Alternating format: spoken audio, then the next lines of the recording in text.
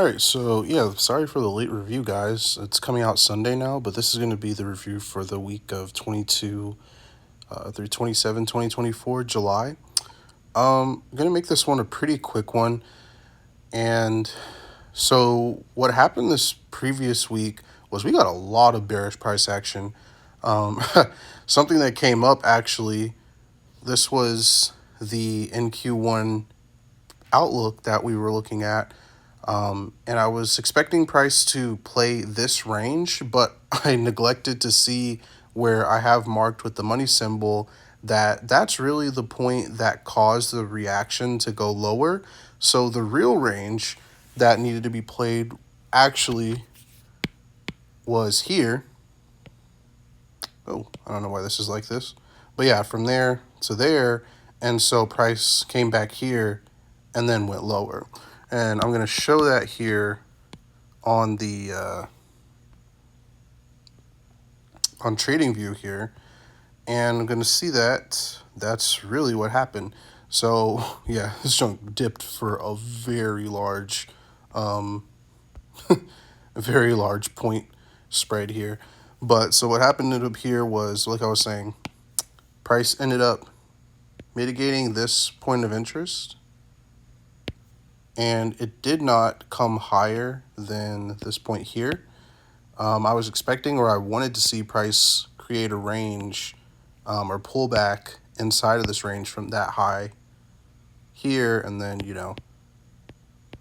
pull back into here. But that wasn't the play. That play was actually what caused this right here, was based off of this range from this high down to this low, pull back here. And if we had caught this play and held this, obviously that would have been great. But I wasn't paying attention to that at the time.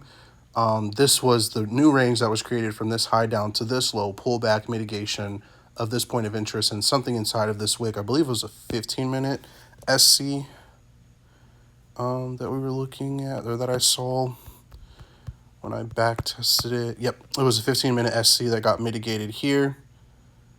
Right, this is what caused the break of these lows. Price tried to come back up, failed to mitigate it, and ultimately mitigated that, and then just died.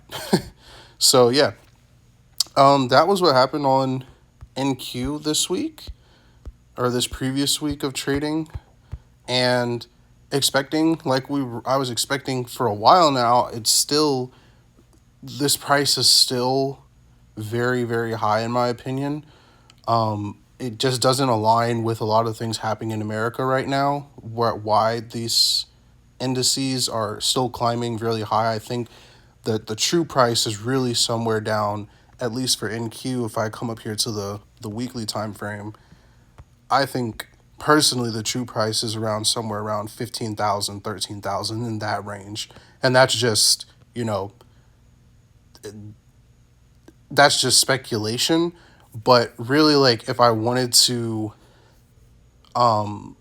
make a very far outlook, I really think that the true range of NQ, or the real pricing, or where it should be, is down here in this range, down in this area. And we're going to see, because we potentially could be shaping up for a major recession slash depression here in the United States. And even though, like, this is just tracking the technology sector of the United States, it's the rest of the markets will follow suit, right? So the other indices, such as the ES, which is tracking the 500 small companies, you have the mini Russell 2000, etc., the US 30, or the YM, or the Dow Jones, which is the industrial, right? They're all follow suit. I think they're all extremely high, in my opinion. It doesn't make sense. Yes, there is a lot of things happening in the tech sector with the AI boom. We have a lot of technology trying to come back to the US, but it's still, it just doesn't make sense to me. But yeah, so like I said, I really want to see this happen now, honestly. Like, if I was looking at this from the true range perspective, I want to see this low, this high, and we start pulling back or playing inside of this range. I don't want to see this keep going high anymore. If it does, oh well. We'll just keep playing it because, if we want it, this is the range that I want to see. But if it doesn't happen, then we're just going to keep playing, the bullish moves where we potentially see this point of interest. But yeah, whatever. That's not the point of this video. All right. So yeah, so that's what happened on NQ this week. And then I actually started looking at YM, which is the Dow Jones Industrial Complex, which is US 30 if you're looking at that. And the reason is, right now, looking at the futures contract margins, it's a lot cheaper to trade the US $35 contract versus the NASDAQ, where the NASDAQ futures margins, it's taking about, or at least for the day trade margins, it's 2100, 2178 to open one contract, right? Whereas if you're trading the Dow Jones or the YM, it only takes 1023, so essentially half of that. And if you wanted to hold or swing the Dow Jones, it only takes $9,000 in account versus if you to hold one contract versus if you were swinging the NASDAQ, it takes like $22,000 now, which is a lot, right? Like I ain't rolling in the dough like that. Like if I wanted to hold 5 contracts, I'm probably going to relegate myself to the YM. Whereas if I was trading the NASDAQ 5 contracts, that's $100,000. I ain't got $100,000 in my account yet. Close, but not yet. So I'm also trying to realign my trading style back towards swing trading and not day trading. Day trading I just don't like. I like being able to find a setup and hold it and maximize my profitability, catching those, 1 to 40, 1 to 50 trades. I like the 1 to 7, 1 to 5. That's cool and all to me, but I really like maximizing my profit and risk reward ratio. So I'm going to get back to that in these coming weeks, focusing on trying to, build my strategy or just get back to the strategy that I had for swing trading, and also decreasing my trade frequency, because I noticed these past couple weeks, or really since I've been trading with Top Step, my trade frequency went up because of the fact that I was trying to day trade. And I didn't like that. I don't like how that messed with my psychology. I don't like how that messed with me in general in my trading. Like my win rate, it dropped, even though that really doesn't matter to me. It just didn't fit my precision and accuracy when it comes to trading. I like being able to pinpoint one shot, one kill type of trades, not multiple shots like I'm firing a submachine gun or something. So that's what I'm going to do. I'm adding the US 30 YM to the watch list now.